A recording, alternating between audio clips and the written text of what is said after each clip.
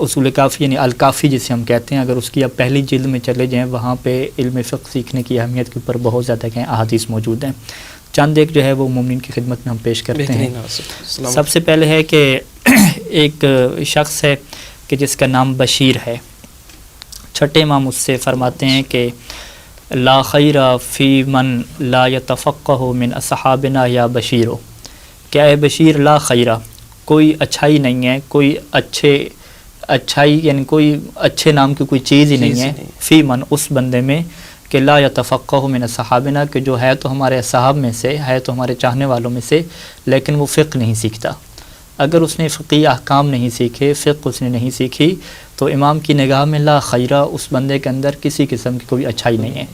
اور عربی جاننے والے یہ جانتے ہیں کہ لا خیرہ میں جو لا ہے یہ ایک نکرہ کے اوپر داخل ہوا ہے، اور جب یہ لا نکرہ کے اوپر داخل ہو جائے تو اس میں ہر قسم کی نفی ہو جاتی ہے، یعنی کسی بھی قسم کی اس بندے کے اندر آپ اچھائی کو نہیں محسوس کر سکتے۔ یعنی ہم یہ کہہ سکتے ہیں کہ ایک انسان ہے، ماشاءاللہ سے اس کا اخلاق بہت اچھا ہے، وہ انسانوں کی مدد کرتا ہے، انسانیت کا بڑا دل میں درد رکھتا ہے، اور ہمیشہ بہت اچھا انسان ہے، لیکن اگر وہ فقہ محمد و آل محمد نہیں جانتا تو صادق آل محمد کی نگاہ میں اس بندے کے اندر کوئی خوبی نہیں ہے۔ اور پھر روایت میں امام نے آگے فرمایا کہ ان الرجل منہم اذا لم یستغن بفقہہ احتاج الیہم،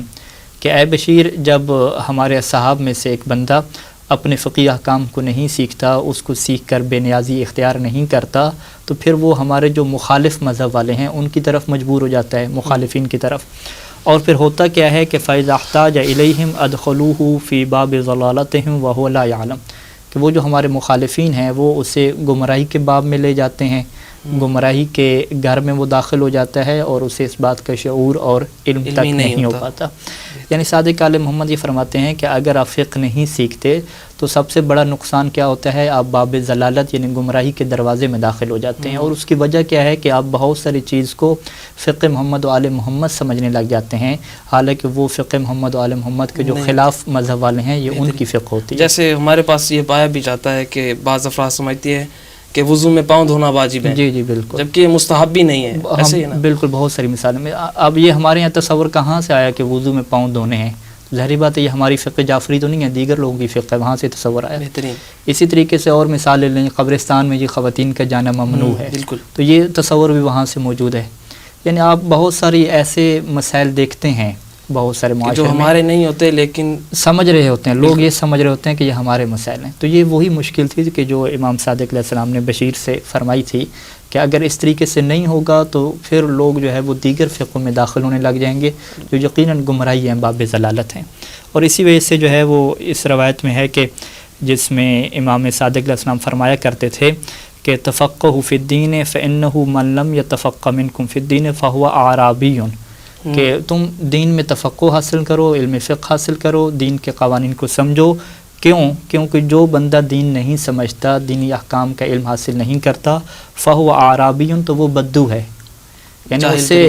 جاہل بھی نہیں کہا، جاہل سے جو بڑا تانا ہے بدو ہے، ورنہ جاہل ہم دیکھیں کہ انسان بہت ساری چیزوں سے جاہل ہوتا ہے، عالم کل تو کوئی بھی نہیں ہے۔ ہم لوگ بھی سائنس کی بہت ساری چیزیں، طب کی بہت ساری چیزیں، فقہ کی بہت جاہل ہیں۔ جاہل ہونا عیب نہیں ہے، اس جہالت کے بعد بدو پن کرنا کہ وہ انسان جو ہے وہ بالکل وحشی قسم کے انسان ہو جائے اور کسی چیز کو نہ سیکھے، وہ کیا ہے، عیب ہے۔ اسی وجہ سے امام صادق علیہ السلام اسے جاہل نہیں کہتے تھے، اسے عربی کہتے تھے، وہ شخص کیا ہے، بدو ہے۔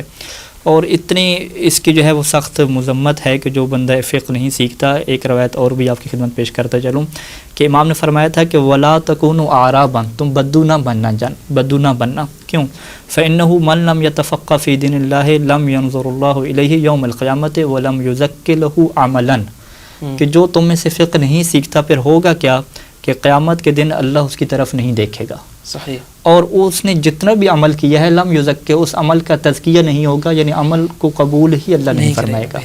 کیونکہ یہ عمل ایسے ہی کر رہا ہے، وہ اس کو کوئی فکر نہیں ہے کہ میرا یہ جو عمل ہے، میری وضو ہے، میری نماز ہے، میرا کاروبار ہے، میری تجارت ہے، میری بزنس ہے، میرے دیگر معاملات ہیں، اس نے نہیں دیکھا کہ یہ جو میرے معاملات ہیں کیا یہ محمد و آل محمد کے بتائی ہوئی فقہ اور اس قانون کے مطابق ہیں یا اس کے مطابق نہیں ہیں۔ تو یہی وجہ ہے کہ اللہ قیامت کے دن اس کے عمل کو قبول ہی نہیں کرے گا اور اس کی طرف دیکھے گا بھی نہیں۔ اور اسی وجہ سے ہے کہ چھٹے امام فرماتے تھے کہ اگر میں اپنے اصحاب میں سے، اپنے چاہنے والوں میں سے کسی ایک کو دیکھوں کہ جو فقہ حاصل نہیں کرتا، تو امام فرمایا کہ ضربت رؤوسہم بالسیاط حتی یتفقہوا، کہ میں یہ چاہتا ہوں کہ میرے اصحاب کو کوڑوں کے ذریعے سے ان کے سر پہ مارا جائے تاکہ وہ فقہ حاصل کریں، کیونکہ امام کی نگاہ میں یہ ہے کہ اگر میرے چاہنے والے فقہ حاصل نہیں کرتے تو قیامت کے دن پھر اللہ ان کی طرف نگاہ کرم بھی نہیں فرمائے گا اور ان کا کوئی عمل بھی قبول اللہ نہیں ہوگا۔